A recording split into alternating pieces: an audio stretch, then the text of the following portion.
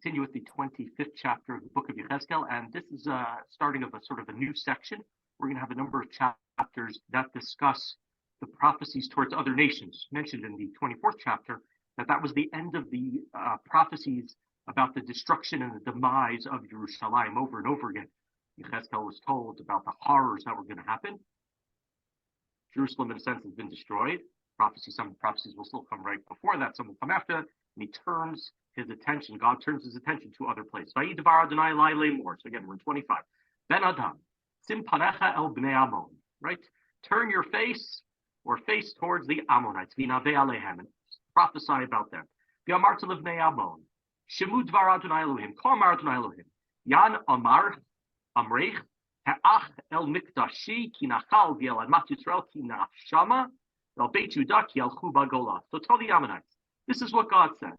You cried, right? You were rejoicing over the destruction of my temple, over its desecration, over the land of Israel when it was laid waste, over the people of Yehuda when it went into exile, right? You're so joyous over the destruction of Bnei Yisrael.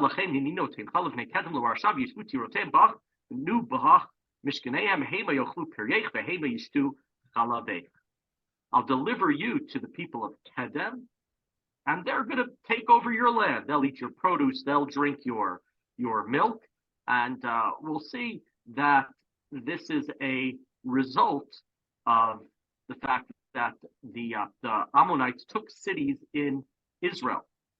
And there's a slightly bigger history than that. If you remember back in the book of Yirmiyahu, after the destruction of the Beit HaMikdash, Nebuchadnezzar still allows Bnei Yisrael to somewhat self-govern. He places this person named Gedaliah. And the king of Ammon sends Yishmael, the Netanya from the king's family of Davidic dynasty, to go and kill Gedaliah, which he does. Presumably, some of the Jews are coming back, and Ammon thought that they were going to possess parts of the land of Bnei Yisrael, and so Ammon gloats, and Ammon tries to take possession, and Ammon sees the fact that Bnei Yisrael, that specifically the tribe of Yehuda and its kingdom, are no longer, and tries to take advantage of that, and therefore God says, you're going to pay. Continuing in verse 5.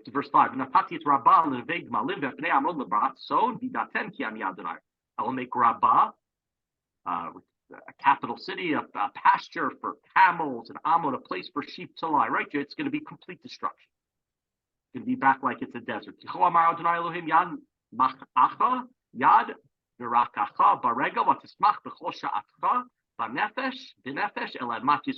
God said, you clapped your hands and stamped your feet and rejoiced over the land of Israel with such scorn. We've seen over the course of the last number of chapters a lot of this idea of clapping hands, striking hands. Sometimes we have it as rejoicing, like here. Other places in the last number of chapters, we had God and Yechezkel striking hand to hand with the implication of a beatdown, destruction.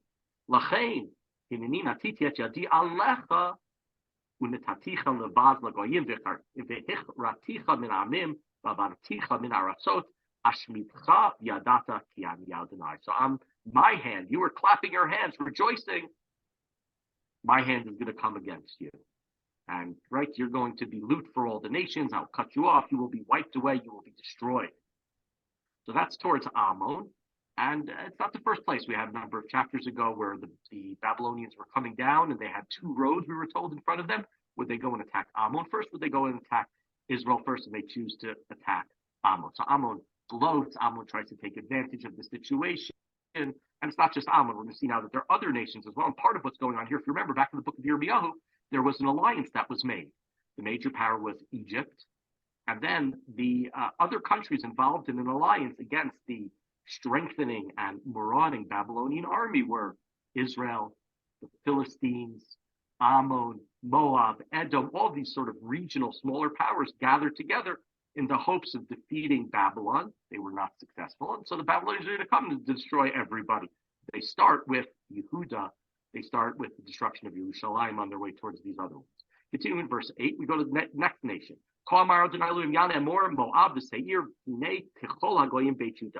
So now say, because Moab and Seir, right, the house of Yehuda is like all other nations, that's what they said. לכן הני פותח את כתב מואב מהרים מערב מקצהו צבי ארץ בית הישימות בעל מאוד לקריית תימה. You should know I'm going to lay bare Moab, all of its towns, all the way from east to west, from north to south, right? All of the towns, they're going to be destroyed. I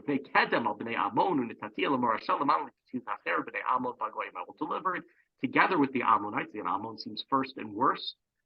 They're going to be given to the people of Kedem, seemingly means, although it's not usually the way it's the word that's used means the Kasdim, the Babylonians. Ammon will not be remembered. Moab, and with Moab, I will mete out punishment. You hear these words, or I hear these words. We all hear these words, and you have to think, of course, of Yetziat Mitzrayim. So this is now a destruction of these other nations. God's vengeance, like the one against Egypt, are now going against these other nations.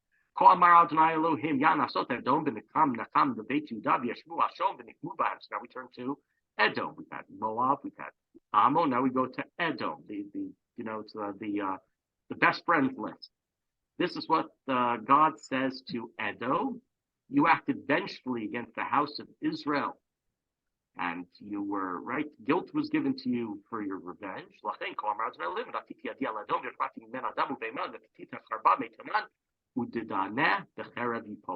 you, I'm going to stretch out my hand against Edom. I will cut it off. Humans and animals, I will lay it to ruins from Tema to Dedan. Your place is going to be destroyed as well. We know in the Al Naharot Bavel paragraph that says, right, where the Jews are crying on the rivers of Babylon, following presumably the destruction of Beit HaMikdash, it talks about the Edomites. Al-Rim Aru Aruva. The Edomites are laughing, are joyous at the destruction of Israel, and they will come down as well.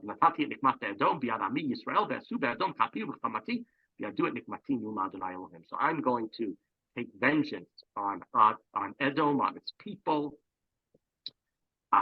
through Bnei Israel, and my raging, blazing anger will demonstrate, my vengeance, and everybody will know it's God.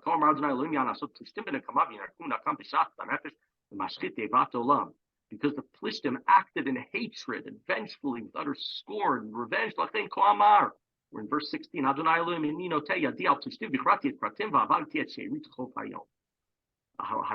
So God says, I will stretch out my hand and I will cut out, right? The Plishtim there are going to be wiped out, every single one. And I will, again, vengeance will be upon them.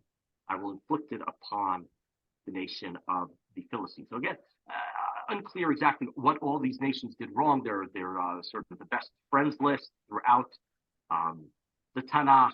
Ammon, Edom, Moab, those three most interestingly, because they are related to Bnei Israel, the descendants of Esau, descendants of Lot, but they are in an alliance, but seemingly when Yehuda is attacked by the Babylonian army, they don't come to defend. They're happy by its destruction, and thus, not surprisingly, both from a political perspective, as well, God is saying here from a theological perspective, those nations need to be destroyed, and that will come to